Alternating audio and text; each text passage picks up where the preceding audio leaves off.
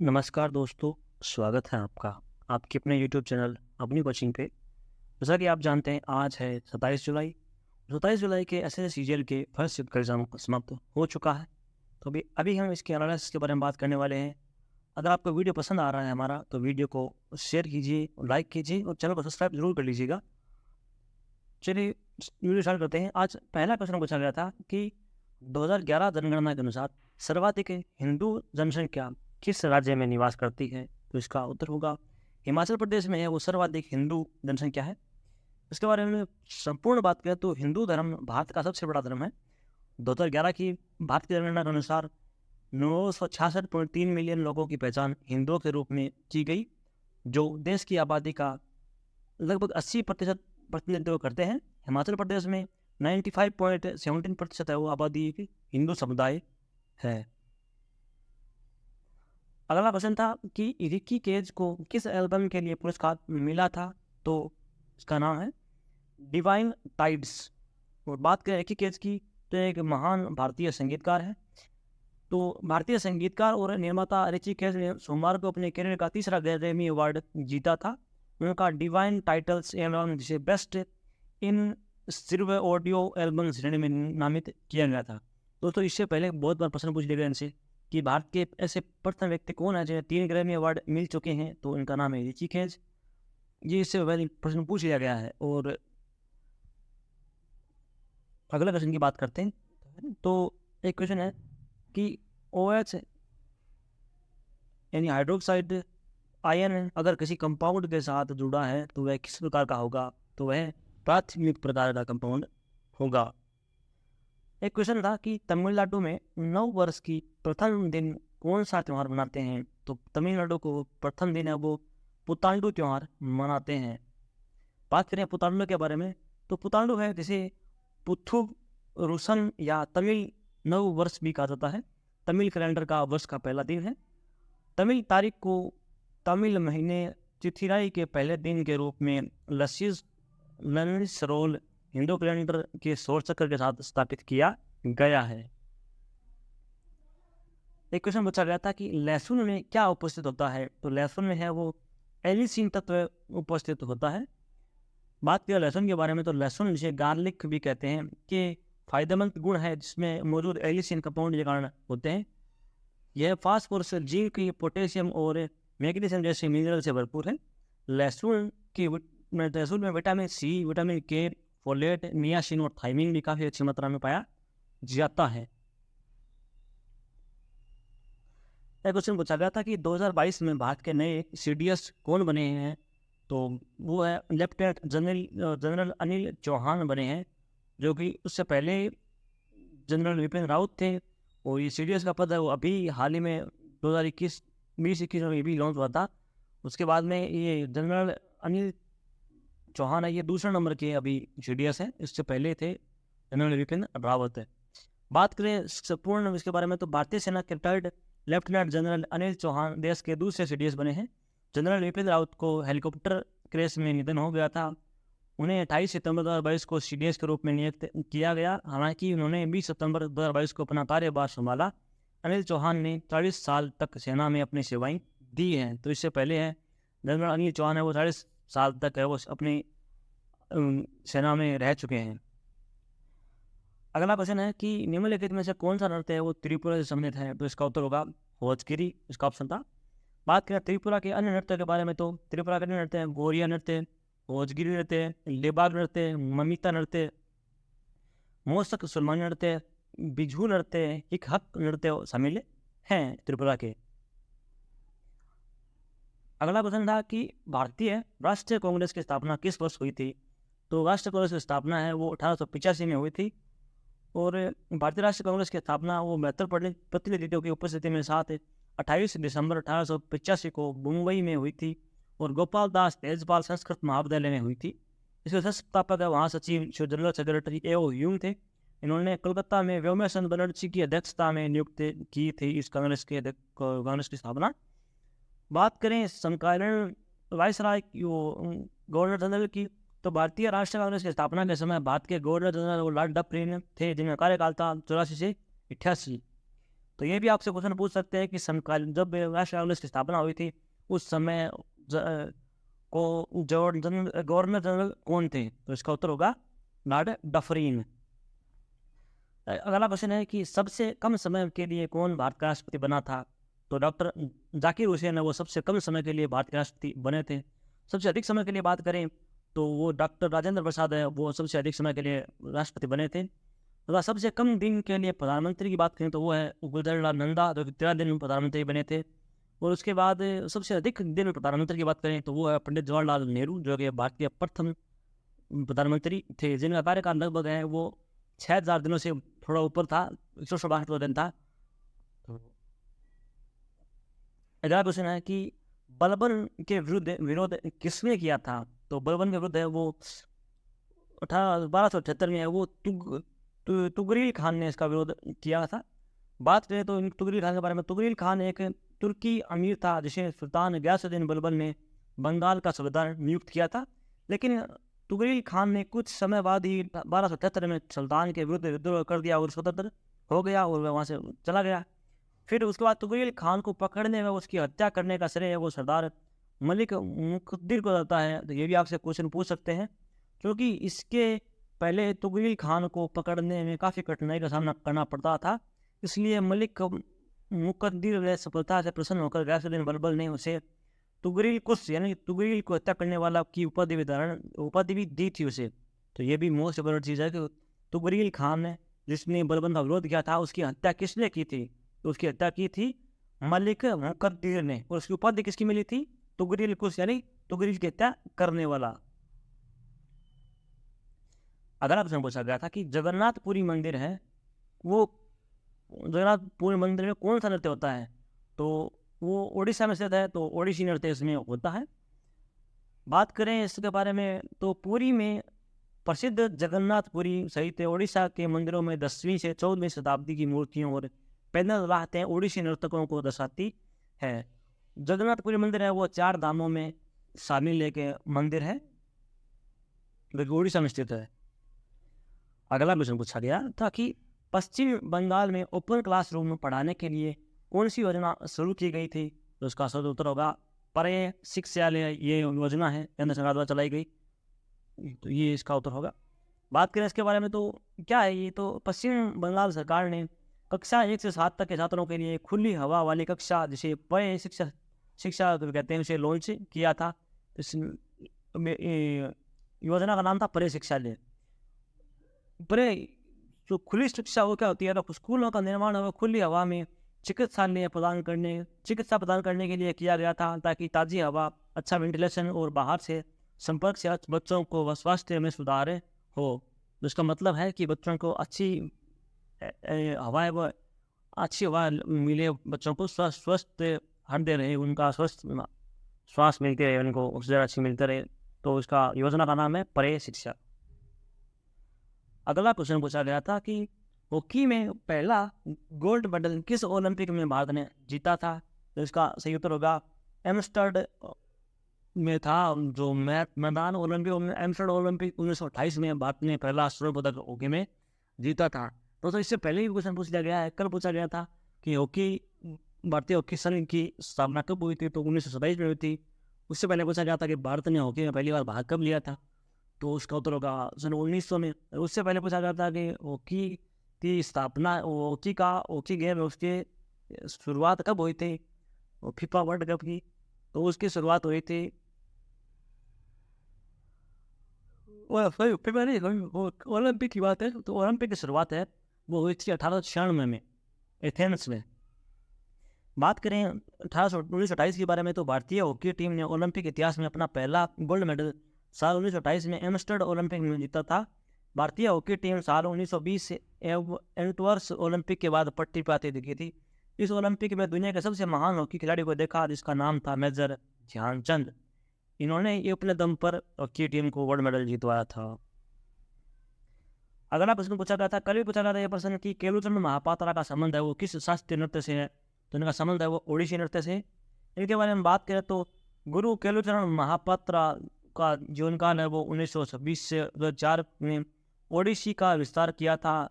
ओडिसी प्रांत की एक शास्त्रीय नृत्य शैली है केलुचरण महापात्रा को सरकार द्वारा कला के क्षेत्र में पद्म भूषण से भी सम्मानित किया जा चुका है।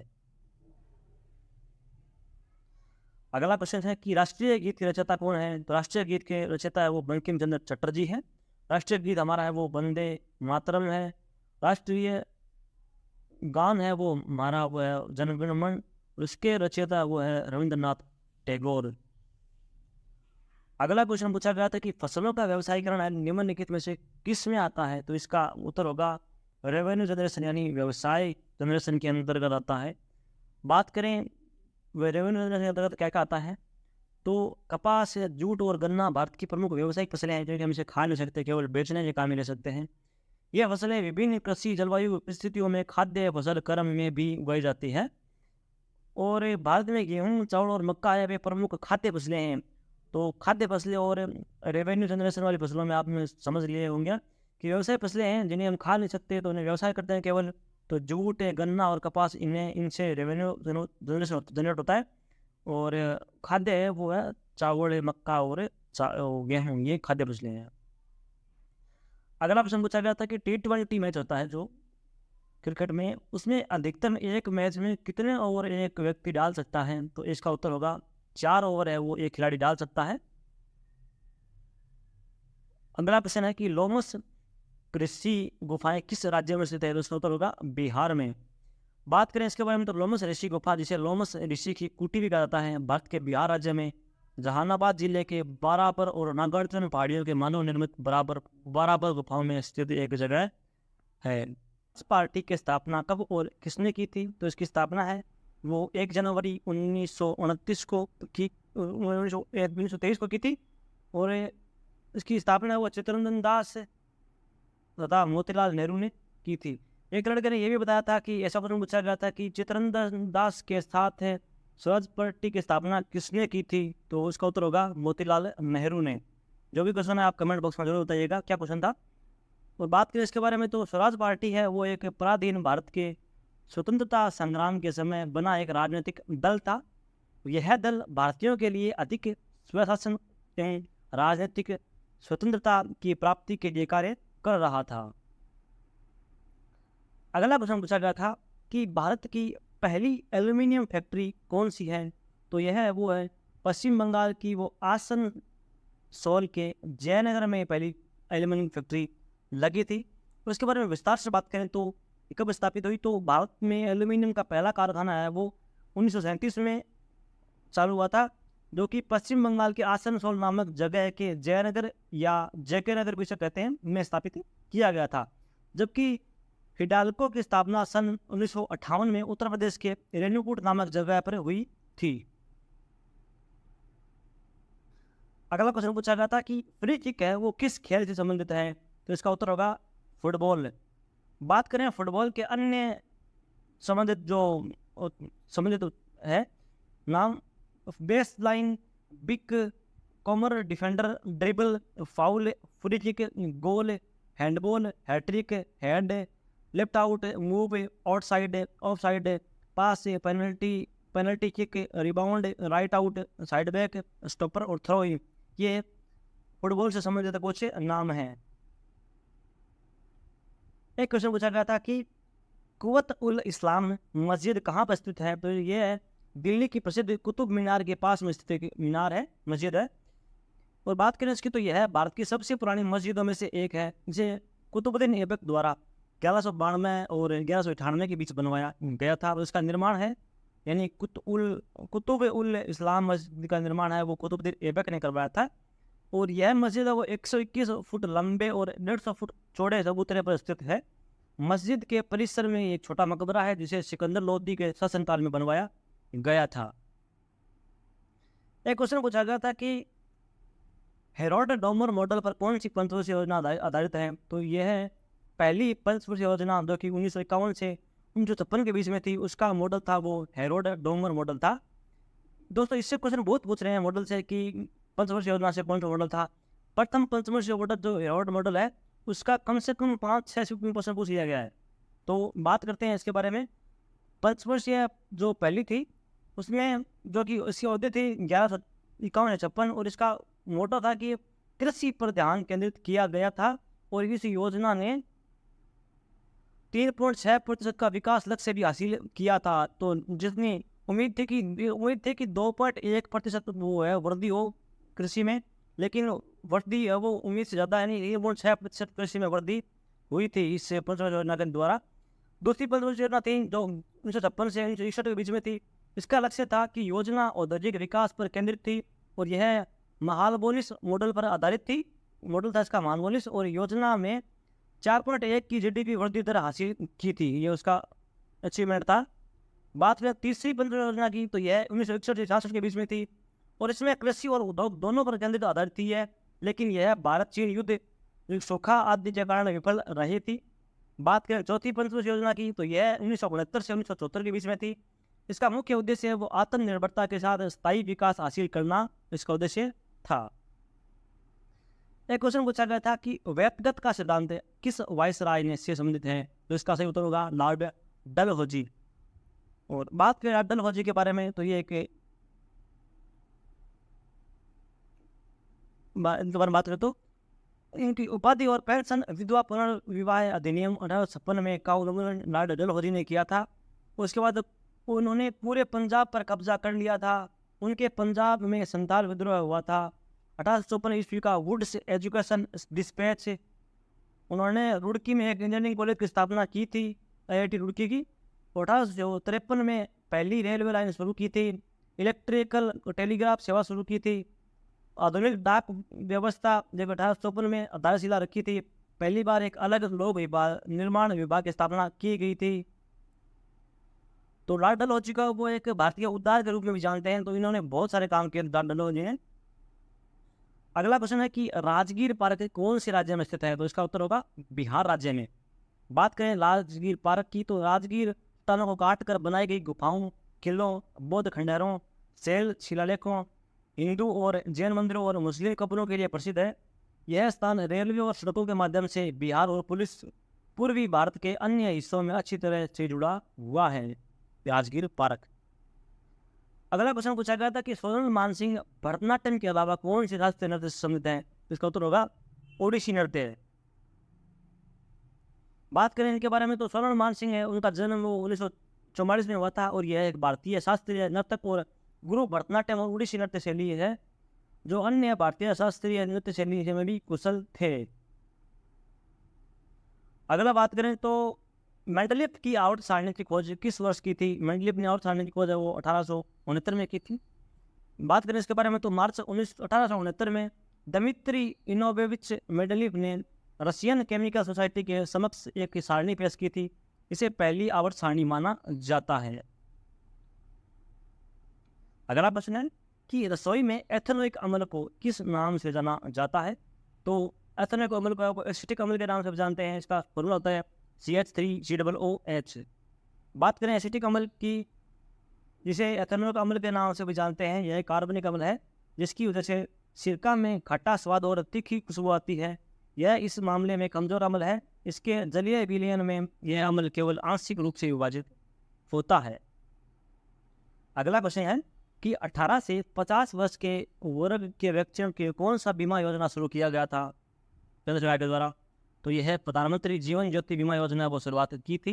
इसके बारे में बात करें तो प्रधानमंत्री जीवन ज्योति बीमा मृत्यु के मामले में लोगों को लाभ देने के लिए है। यह बैंक खाता रखने वाले 18 से 50 आयु वर्ष के लोगों के लिए उपलब्ध है। 50 वर्ष की आयु पूरी करने से पहले इस योजना में शामिल होने वाले लोग प्रीमियम के भुगतान कवरेज के लिए 330 रुपये का सालाना प्रीमियम भरते हैं। अगला क्वेश्चन पूछा गया था कि किस बैंक ने भारत को कोविड-19 वेव के लिए $500 मिलियन दिए थे? उसका सही उत्तर होगा एशियन इंफ्रास्ट्रक्चर इन्वेस्टमेंट बैंक यानी AIIB ने भारत को है वो कोविड-19 के समय $500 मिलियन दिए थे। भारत सरकार और AIIB बैंक के बीच में समझौता हुआ था। एक क्वेश्चन था कि निम्न में से किस कलाकार को United state nation endowment for the arts की नेशनल हेरिटेज फेलोशिप से सम्मानित किया गया था? तो वो थे पंडित जाकिर हुसैन, उस्ताद जाकिर हुसैन सॉरी। तो इसका उस्ताद जाकिर हुसैन का संबंध है वो तबला वादन से है। तो बात करें इनकी उपलब्धियों के बारे में, तो इन्हें कौन कौन से पुरस्कार मिले हैं, तो बात करने के बारे में तो उन्हें निम्न पुरस्कारों से समासात सम्मानित किया गया था। 1988 में उन्हें पद्मश्री मिला था, 2002 में पद्म भूषण मिला था, 2023 में पद्म विभूषण मिला था, 1990 में संगीत नाटक अकादमी पुरस्कार मिला था, और United state nation academic for the arts national heritage fellowship संयुक्त राज्य अमेरिका द्वारा पारंपरिक कलाकारों और संगीतकारों के लिए दिए जाने वाला सर्वोच्च पुरस्कार है जो उन्हें दिया गया था। अगला प्रश्न था कि फीफा वर्ल्ड कप 2026 का आयोजन कौन से देश में होगा? तो इसका सही उत्तर होगा यूएसए, कनाडा और मैक्सिको, यानी अमेरिका, कनाडा और मैक्सिको तीनों है वो संयुक्त रूप से फीफा वर्ल्ड 2026 की मेजबानी करेंगे। बात करें इसके बारे में तो फीफा वर्ल्ड कप 2022 टूर्नामेंट को लियोनेल मेसी वाली कप्तानी वाली अर्जेंटीना टीम ने जीता था। अर्जेंटीना ने फाइनल मैच में फ्रांस को हराया था जिसमें एम्बाप्पे थे, और फीफा के इतिहास में ऐसा पहली बार होगा कि 3 देशों को वर्ल्ड कप की मेजबानी एक साथ सौंपी गई है। इससे पहले 3 देशों ने कभी भी एक साथ मेजबानी नहीं की है, केवल एक ही देश ने की है, एक देश मिलती है, लेकिन इस बार है वो 3 देशों को संयुक्त मेजबानी मिली है। तो दोस्तों अगला प्रश्न था कि स्वच्छ भारत अभियान सर्वप्रथम किस की उपज थी? तो सबसे पहले दिमाग में किसके दिमाग में आया था स्वच्छ भारत अभियान के लिए? तो यह महात्मा गांधी के दिमाग की उपज है। और स्वच्छ भारत अभियान का वो स्लोगन है वो है स्वच्छता ही सेवा है, गंदगी जानलेवा है, हर नागरिक का यह सपना है, स्वच्छ हो संपूर्ण भारत है अपना, ये इसका स्लोगन है, यानी नारा है स्वच्छ भारत अभियान का। अगला प्रश्न पूछा गया था कि हिमाचल प्रदेश के हाईकोर्ट से संबंधित कुछ प्रश्न था, तो एग्जैक्ट मुझे पता नहीं है क्या प्रश्न था, लेकिन ऐसा बच्चे ने बताया कि ऐसा कुछ क्वेश्चन था सर। तो आप बताइएगा, आपको पता है तो कौन सा क्वेश्चन आया था कमेंट बॉक्स में जरूर बताइएगा। और हिमाचल प्रदेश ने वर्ष 1971 में राज्य का दर्जा प्राप्त किया था। 18 दिसंबर 1970 को हिमाचल प्रदेश अधिनियम में वो संसद द्वारा पारित किया गया था, और नया राज्य 25 जनवरी 1971 को अस्तित्व में आया था और अपना उच्च न्यायालय यानी हाई कोर्ट स्थापित किया था हिमाचल प्रदेश में। एक क्वेश्चन पूछा गया था एनबीएफसी बैंक से कुछ संबंधित था कि क्या है कुछ नहीं है, क्या है क्या नहीं है। तो इसका उत्तर होगा कि एनबीएफसी है वो इसका फुल फॉर्म होता है नॉन बैंकिंग फाइनेंशियल कंपनी। तो इस जबकि हिंदी में इसका मतलब है गैर बैंकिंग वित्तीय कंपनी कहते हैं। इस कंपनी के कार्य बिल्कुल बैंक की तरह ही होते हैं, परंतु यह कानूनी रूप से बैंक की मान्यता प्राप्त नहीं है। यह एक प्रकार की फाइनेंस अर्थात वित्तीय कंपनियां होती हैं। प्रधानमंत्री गति शक्ति योजना में कितने उद्देश्य हैं? तो इस योजना में है वो 6 स्तंभ यानी 6 उद्देश्य हैं। इसका सबसे बड़ा योजना का मोटो उद्देश्य है कि देश में इंफ्रास्ट्रक्चर प्रोजेक्ट के विकास को जोर देने के उद्देश्य से आरंभ किया गया है। इसे गति शक्ति योजना का उद्देश्य लॉजिस्टिक पर आने वाले खर्चों को कम करना, कार्गो हैंडलिंग कैपेसिटी को बढ़ाना और सामान को एक जगह से दूसरी जगह भेजने में लगने वाले समय को कम करना। यह प्रोजेक्ट 107 लाख करोड़ रुपए का है, जिसके माध्यम से इंफ्रास्ट्रक्चर को एक नया रूप प्रदान किया जाएगा। इस योजना के अंतर्गत रेल और सड़क सहित कुल 16 मंत्रालयों का डिजिटल प्लेटफॉर्म पर लाया जाएगा। अगला क्वेश्चन पूछा गया था कि प्रधानमंत्री ने योग दिवस की शुरुआत कब की थी? तो इसका सही उत्तर होगा 21 जून 2015, ये ऑप्शन में आपके दिया हुआ था। और इसके बारे में विस्तार से बात करें तो साल 2014 में नरेंद्र मोदी ने योग को अंतर्राष्ट्रीय पहचान दिलवाई थी। श्री नरेंद्र मोदी ने संयुक्त राष्ट्र की बैठक में अंतर्राष्ट्रीय योग दिवस मनाए जाने की मांग रखी, जिसे स्वीकार किया गया और 21 जून साल 2015 को पहली बार अंतर्राष्ट्रीय योग दिवस मनाया गया था। अगला क्वेश्चन है कि कांग्रेस में मुस्लिम लीग का 70वां अधिवेशन कहाँ हुआ था? तो इसका सही उत्तर होगा कांग्रेस और ये क्वेश्चन ये नहीं था। कांग्रेस और मुस्लिम लीग दोनों का एक साथ अधिवेशन कहाँ हुआ था? ये क्वेश्चन था कि पहला एक साथ अधिवेशन कहाँ हुआ था? तो इसका उत्तर होगा लखनऊ अधिवेशन। तो बात करें इसके बारे में तो लखनऊ समझौते में कांग्रेस ने मुसलमानों के लिए पृथक निर्वाचन मंडल की मांग की भी और औपचारिक रूप से स्वीकार कर लिया था, जो मुस्लिम लीग के लिए एक बहुत सकारात्मक उपलब्धि थी। तो फर्स्ट टाइम ऐसा था जब मुस्लिम लीग और कांग्रेस अधिवेशन है वो दोनों एक साथ सम्मिलित हुए थे, और वो था लखनऊ अधिवेशन 1916 में। अगला क्वेश्चन है कि नाला चरित्रम शब्द किस शास्त्रीय नृत्य से संबंधित है? तो इसका सही उत्तर होगा ये शब्द है वो कथकली नृत्य है, जो शास्त्रीय नृत्य है हमारा भारत का, उससे संबंधित है। बात करें कथकली की, तो कथकली एक शास्त्रीय भारतीय नृत्य रूप है, जो कला की एक कहानी नाटक शैली है, जो केरल का लोक नृत्य है, तो केरल से संबंधित है कथकली। कथकली है वो महाभारत और रामायण के महाकाव्यों पर आधारित है। और कथकली में 24 मुख्य मुद्राएं और कई अन्य छोटी मुद्राएं होती हैं।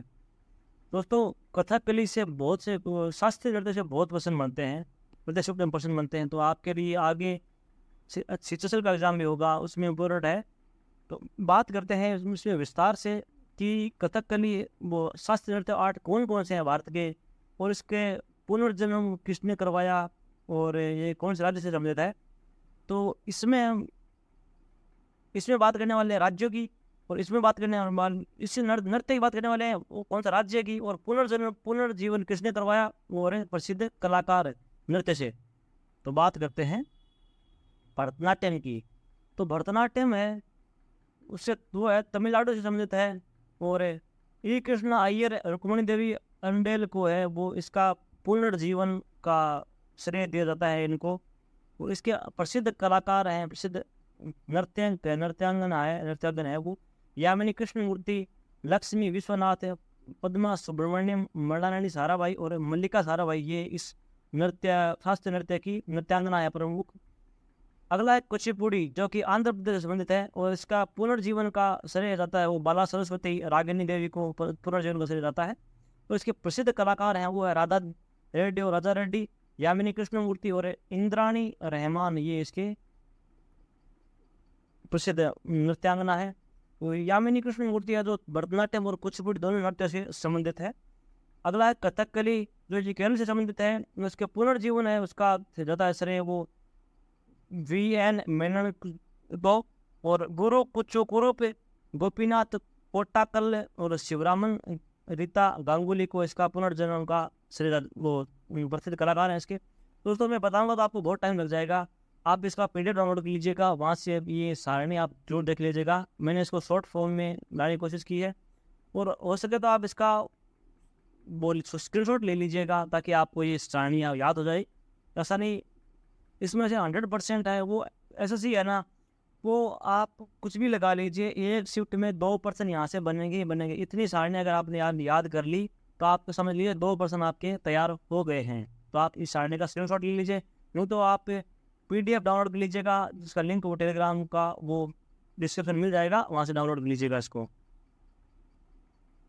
अगला क्वेश्चन पूछा गया था कि बनारस घराने के संस्थापक कौन थे? तो इसका सही उत्तर होगा राम सहाय है वो बनारस घराने के संस्थापक माने जाते हैं। राम सहाय बनारस घराने के संस्थापक थे। कहा जाता है कि वह लखनऊ घराने के मक्खू खान के शिष्य रहे थे। अगला क्वेश्चन है कि सेवरोय हिल्स भारत के किस राज्य में स्थित है? तो इसका सही उत्तर होगा तमिलनाडु।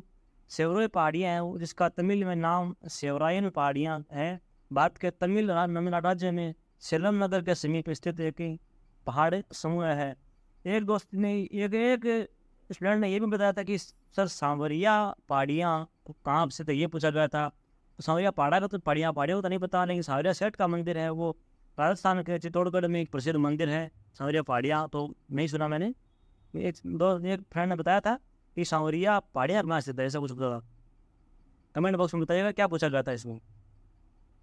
अगला क्वेश्चन पूछा गया था कि फर्गुसन कॉलेज की संस्थापक कौन थे? तो इसका सही उत्तर होगा 1885 में एक संगठन था। वामन श्रीराम आप्टे, बाल गंगाधर तिलक, विष्णु शास्त्री, चिपलूणकर महादेव, बल्लाल नामजसी और गोपाल कृष्ण अगरकर, ये इतने लोग थे, इनका संगठन था, इन्होंने ही इसकी स्थापना की थी, संस्थापक थे ये। तो आप और इसमें मुख्य रूप से लोग बाल गंगाधर तिलक ने इस कॉलेज के संस्थापक सदस्यों में से एक थे। उन्होंने 1954 में अखिल भारतीय कांग्रेस के कुछ सदस्यों को लेकर डेक्कन एजुकेशन सोसाइटी की स्थापना की थी। 1885 में सोसाइटी ने फर्गुसन कॉलेज शुरू किया था। आपके दिमाग में ये आ गया होगा कि नाम तो ये सभी भारत के थे, और लेकिन इसका नाम फर्गुसन कॉलेज क्यों रखा? तो उस समय मुंबई के वो गवर्नर थे, वो थे फर्गुसन थे। तो उन्होंने इस कॉलेज यानी संस्था को है, उस कॉलेज को वो संरक्षण दिया था तो संरक्षण देने के नाम पर ही इन्होंने इस कॉलेज का नाम है वो फर्ग्यूसन कॉलेज रख दिया था। अगला प्रश्न पूछा गया था कि ऊष्मागतिकी के जीरो के नियम की खोज किसने की थी? तो इसका सही उत्तर होगा वो राल्फ एच राव फाउलर ने इसका खोज की थी। बात करें इसके बारे में तो ऊष्मागतिकी का शून्य नियम है वो ऊष्मागतिकी के 4 नियमों में से एक है। कानून बनाने का श्रेय वो राल्फ एच फाउलर को जाता है। ऊष्मागतिकी के 4 नियम है वे तापमान, गर्मी, कार्य और एंट्रोपी के बारे में बात करते हैं। पहला तापमान, बाद में गर्मी, बाद में कार्य और उसके बाद एंट्रोपी। इनका उपयोग है वो थर्मोडायनामिक्स और अन्य विज्ञानों में काम लिया जाता है। उदाहरण के लिए रसायन विज्ञान में इसका काम आता है। अगला क्वेश्चन है कि भारत के पहले गणतंत्र दिवस में मुख्य अतिथि कौन थे? तो इसका सही उत्तर होगा इंडोनेशिया के राष्ट्रपति सुकर्णो, वो पहले मुख्य अतिथि थे। बात करें इसके बारे में तो देश के पहले राष्ट्रपति डॉक्टर राजेंद्र प्रसाद ने जब 26 जनवरी 1950 को पहली बार गणतंत्र दिवस समारोह में दौरान तिरंगा झंडा फहराया तो इंडोनेशिया के राष्ट्रपति सुकर्णो बतौर मुख्य अतिथि इस पल ये गवाह बने थे। उसके बाद वर्तमान में है 2023 में वो द्रौपदी मुर्मू राष्ट्रपति है और उसके साथ में मिस्र के राष्ट्रपति अब्देल फतेह अल सीसी है वो मुख्य रूप से मुख्य अतिथि थे 2023 में। तो वहाँ के president of Egypt Abdel Fattah al Sisi, ये भी मोस्ट इम्पोर्टेंट प्रश्न है करंट का, तो आप यहाँ से पूछ सकते हैं आपसे। अगला क्वेश्चन पूछा गया था कि 44वां संविधान संशोधन किससे संबंधित है? तो इसका सही उत्तर होगा कि संपत्ति के अधिकार को मौलिक अधिकार बना, संपत्ति के अधिकार जो कि मौलिक अधिकार था उसे कानूनी अधिकार बना दिया था। तो दोस्तों ये क्वेश्चन ऐसे नहीं था, क्वेश्चन ऐसा पूछा गया था कि संपत्ति के अधिकार को कौन से संविधान संशोधन के तहत कानूनी अधिकार बना दिया गया था? तो इसका सही उत्तर होगा 44वां संविधान संशोधन। बात करें इसके बारे में तो 1978 में संविधान के 44वें संशोधन में संपत्ति के अधिकार को मौलिक अधिकार के दृष्टि से हटा दिया गया और इसे अनुच्छेद 301 के तहत कानूनी अधिकार में बदल दिया गया था। तो इसको हटा के 301 के तहत रखा गया था अनुच्छेद। अगला क्वेश्चन है कि पंडित रामनारायण किस वाद्य यंत्र से संबंधित है? तो इसका सही उत्तर होगा वे सारंगी वादक थे महान। और उसके बारे में बात करें तो पंडित रामनारायण एक हिंदुस्तानी शास्त्रीय संगीतकार हैं जो गज कमानी यंत्र जो कि सारंगी थे और बजाते थे। एक क्वेश्चन पूछा गया था कि संविधान का अनुच्छेद 44 है वो किससे संबंधित है? तो 44 संविधान है वो अनुच्छेद 44 है वो नीति निर्देश से तो संबंधित है।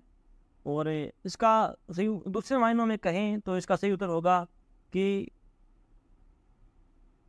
संविधान निर्माताओं ने नीति निर्देश तत्व में आर्टिकल 44 के माध्यम से एक समान नागरिक संहिता की कल्पना की थी। तो इसका सही उत्तर होगा आर्टिकल 44 में उल्लेख है समान नागरिक संहिता। इसके बारे में आगे बात करेंगे हम कि समान नागरिक संहिता है तो गोवा एकमात्र राज्य है जिसमें समान नागरिक संहिता लागू है।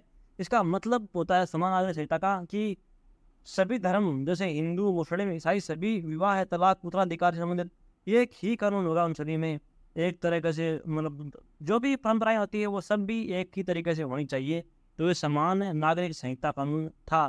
केवल एक गोवा है उसमें ये कानून लागू है अभी। तो उसके बारे में बात करें तो इसका उद्देश्य था कि आर्टिकल 44 के माध्यम से समान नागरिक संहिता की कल्पना की थी ताकि सभी धर्म और संप्रदाय के लोगों को एक जैसा पर्सनल लॉ हो। आर्टिकल 44 के तहत नीति निर्देश सिद्धांत के तहत इन्हीं सब की बात कही है। तो आर्टिकल 44 में मुख्य मोटा मोटी बात यही है कि समान नागरिक संहिता का उल्लेख है वो आर्टिकल 44 में मिलता है। तो दोस्तों ये था आज के हमारे सेगमेंट का वीडियो आपको कैसा लगे ये आप कमेंट बॉक्स में जरूर बताइएगा। अगर आपको अच्छा लगा है तो वीडियो को लाइक कीजिए, शेयर कीजिए और हमारे चैनल को सब्सक्राइब जरूर कर लीजिएगा। अगर आपको इस वीडियो का PDF चाहिए तो आप हमारे टेलीग्राम ग्रुप को ज्वाइन कर सकते हैं जिसका लिंक है वो वीडियो के डिस्क्रिप्शन बॉक्स में मिल जाएगा। वहाँ से जाके आप टेलीग्राम ज्वाइन कर लीजिएगा। तो दोस्तों ऐसे ही हमारे चैनल पर सपोर्ट बनाए रखिएगा। धन्यवाद दोस्तों।